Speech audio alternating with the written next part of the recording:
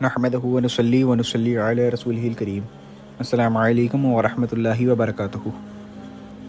سامعین حضرات، آج کل وہابیوں کے پاس جب کوئی دلیل نہیں بچی ہے تو وہ اپنی ان پرانی دلیلوں کو ہی ریوائز کرنے میں اور جتانے میں لگے ہوئے ہیں، جن کا رد اور جن کا مدلل جواب پہلے ہی دیا جا چکا ہے۔ لہٰذا اسی کام کو کرتے ہوئے وہابی متوا جو ہیں، جو کہ اپنے آپ کو بہت زیادہ علم میں مہارت والا مانتے ہیں اور وہابیہ بھی ان کی بہت پیروی کرتے ہیں، انہوں نے بھی کچھ دلیلیں حضور علیہ الصلوۃ والسلام کے نور نہ ہونے پہ اور بشر ہونے پہ زیادہ دی ہیں۔ تو آئیے اس کا جائزہ لیتے ہیں اور سنتے ہیں انہوں نے کیا کہا۔ بڑا درس مل رہا ہے، وہ یہ کہ رسول اللہ صلی اللہ علیہ وسلم انسان ہیں یا نور ہیں؟ کیا ہے بھائی؟ انسان ہیں، بشر ہیں یا نور ہیں؟ بشر ہیں۔ اللہ رب العالمین نے کیا فرمایا جب اسراء اور معراج کا ذکر کیا اس آیت میں؟ سبحان الذی اسریٰ بعبدہ، پاک ہے وہ ذات جو لے گیا اپنے بندے کو۔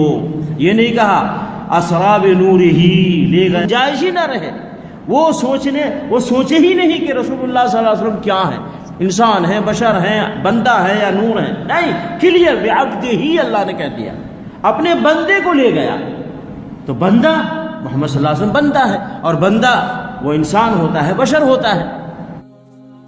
تو آپ نے سن لیا کہ وہابی متوا صاحب نے کیا دلیل دی کہ حضور عبد ہیں، اور اللہ تبارک و تعالیٰ نے فرمایا کہ میں اس اپنے بندے کو لے کے آیا۔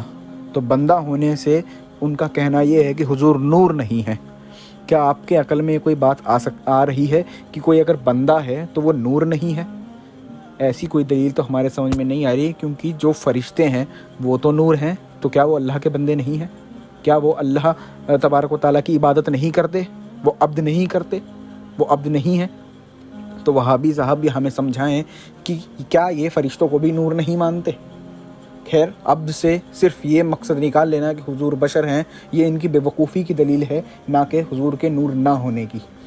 ہم صرف وہابیہ کو ایک چیلنج دیتے ہیں کہ کوئی سی آیت، کوئی سی بھی صحیح حدیث لے کے ہمارے پاس آ جائیں جس کے اندر یہ ذکر ہو کہ حضور علیہ الصلوۃ والسلام نور نہیں ہے۔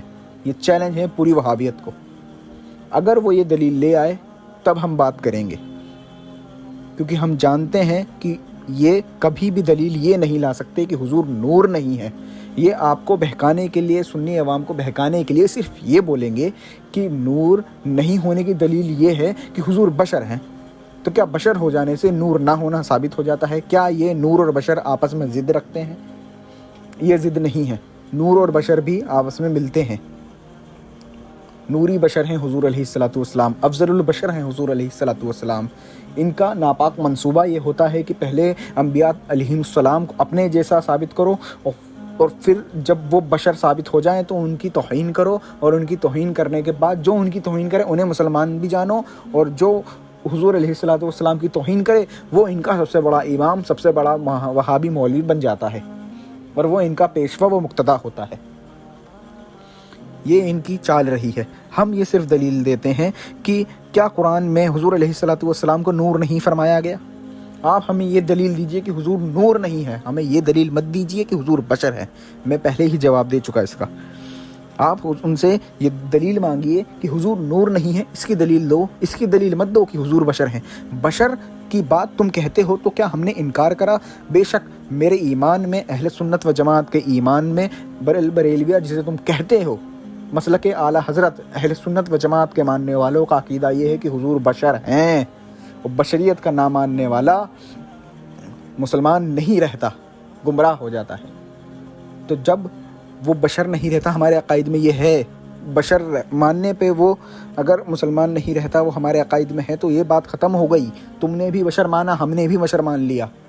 اب مجھے یہ بتاؤ، کیا تم نے نور مانا؟ اگر تم نے نور نہیں مانا ہے تو تم دلیل دو، میں نور ماننے کی دلیل دیتا ہوں۔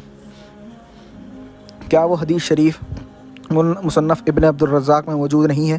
اس کو بہت سارے محدثین نے صحیح سند سے نقل کرا ہے۔ اگر میں اس کے حوالے ہی دینا شروع کر دوں تو آدھی وہابیت اس میں دب کے مر جائے گی، کہ حضور نے حضرت جابر بن عبداللہ رضی اللہ تعالی عنہ سے فرمایا ہے، کیا فرمایا ہے؟ کہ اللہ تبارک و تعالیٰ نے سب سے پہلے میرے نور کو پیدا فرمایا، اللہ تبارک و تعالیٰ نے مجھے پیدا فرمایا، میرے نور کو، میں نور تھا، یہ مفہوم ہے اس حدیث شریف کا۔ پھر اس سے دنیا اور زمین و آسمان بنے۔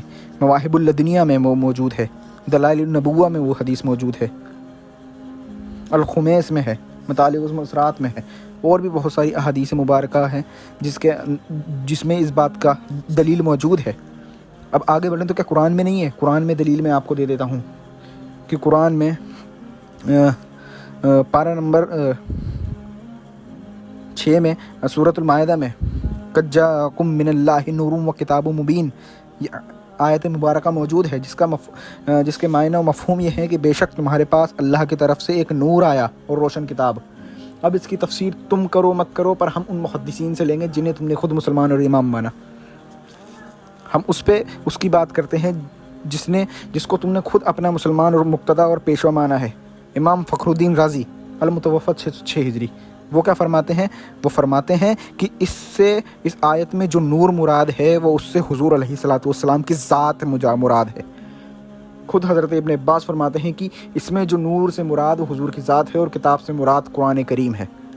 یہ میں نے آیت دی ہے۔ اسی طریقے سے پارہ 10 رکو نمبر 11 سورۃ التوبہ آیت نمبر 32 میں بھی یہ موجود ہے۔ پارہ 18 رکو نمبر 11 سورہ نور آیت نمبر 35 میں یہ موجود ہے۔ پارہ 22 رکو نمبر 3 سورۃ الاحزاب آیت نمبر 45 اور 46 میں یہ موجود ہے۔ اسی طریقے سے سورۃ الصف آیت نمبر 8 میں یہ موجود ہے۔ کیا تم ان سب چیزوں کی دلیل کو نہیں مانتے تو اعلان کر دو کہ ہم قرآن کو نہیں مانتے۔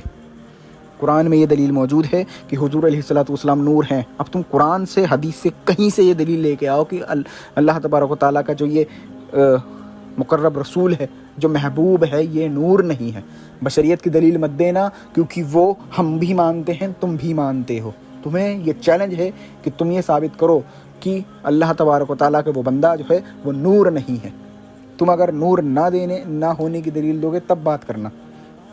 اور وہابیہ سے یہ بات میں کہتا ہوں کہ ایسے بے وقوفوں کی کلپس اور ریکارڈنگ عام مت کرو جن کو یہ نہیں پتا کہ دلیل دینی کیسی ہے۔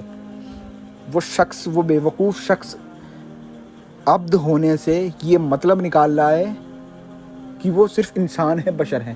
تو کیا یہ ہے کہ اللہ تبارک و تعالیٰ نے اس آیت میں یہ فرمایا ہے کہ یہ صرف عبد ہے؟ یہ جس بندے کو میں بلا رہا ہوں حضور علیہ الصلوۃ والسلام کو، وہ صرف عبد ہے؟ اگر صرف عبد کی بات ہے تو بات کرو، وہاں کا آیت میں کوئی لفظ نہیں ہے صرف عبد کا۔ ہم بات کر رہے ہیں صرف بشر کی۔ یہ بات عقل میں کب آئے گی وہابیوں کے؟ السلام علیکم ورحمۃ اللہ وبرکاتہ۔